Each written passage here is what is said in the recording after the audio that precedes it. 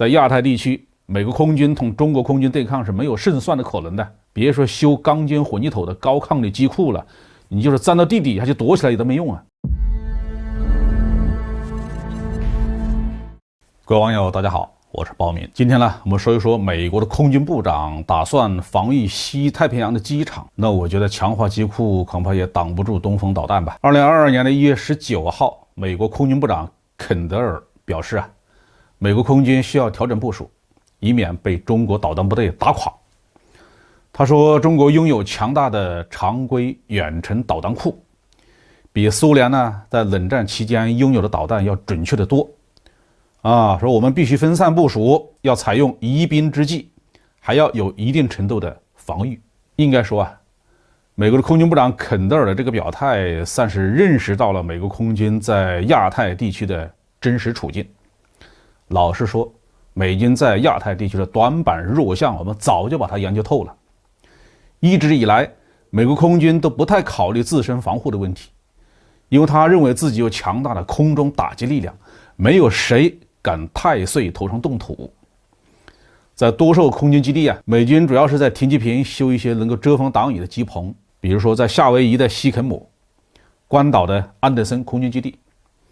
美军在西太平洋的主要空军基地有个很大的缺点，就是普遍缺乏高抗力等级的飞机掩蔽库。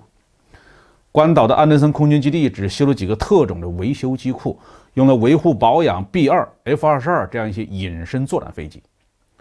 在冲绳的加手纳空军基地修了17个战斗机掩蔽库，12个大飞机和6到8个维修机库。在韩国的群山和乌山空军基地倒是修了100多个单机掩蔽库。其他的机场仅仅是在停机坪上为飞机修了一些大棚而已美国空军要有一定程度的防御，那很可能会采取2个行动，一个是要为美国空军在亚太的基地修建高抗力的等级的强化的机库，第二个可能会加强防空反导力量的部署。美国空军在亚太基地现有的机库不管大小，通通都在中国人民解放军的火力打击范围之内，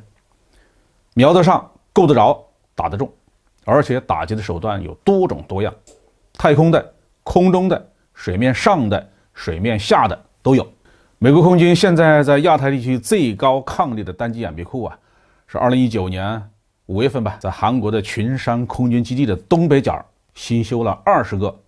单机掩蔽库。美国人可能认为把机库做得厚实一点，即使被导弹直接命中，也可以保全里面的飞机不受损伤。这个想法当然没错，但是有3个问题一个是管不管用，第二是有钱没有，第三是时间是否来得及。第一个问题，进攻容易防护难大当量高速度的钻地弹不是一般的防护设施能抗得住的。如果连航母几十公分厚的特种钢都扛不住的话，我劝美军还是别去想那个修机库的事儿了。第二个问题，新修一个高抗力的机库至少要上千万美元，就算是加固一个旧的，也不下于几百万美元。准备同中国这种体量的对手对抗的话，那你不修个100-200个单机掩蔽库说不过去吧？那这个至少要上100亿美元的经费，美国空军上哪里找去？第3个问题，即使你有了钱，修这么些复杂的特种防护工程，也不是短时间内就能搞定的。如果你美军要瞄准干预解放军解放台湾，那你就要赶紧否则黄花菜都凉了。再说了，防护的手段永远赶不上进攻手段的发展，没准你的高抗力单机掩蔽库刚刚建好，解放军又研制出来一款新的具有更强打击能力的武器，搞不好就让你前功尽弃。我想如果美国空军部长肯德尔看到我的这个节目，估计他会问我，这也不行那也不行，那你说怎么办嘛？怎么办呢？我出个主意，驻亚太地区的美军最好赶快撤回美国去，不撤你就在亚洲这儿看看热闹也行，你就不要想着管闲事了。在亚太地区，美国空军同中国空军对抗是没有胜算的可能的。别说修钢筋混凝土的高抗力机库了，你就是钻到地底下去躲起来也都没用好，这句话就说到这里。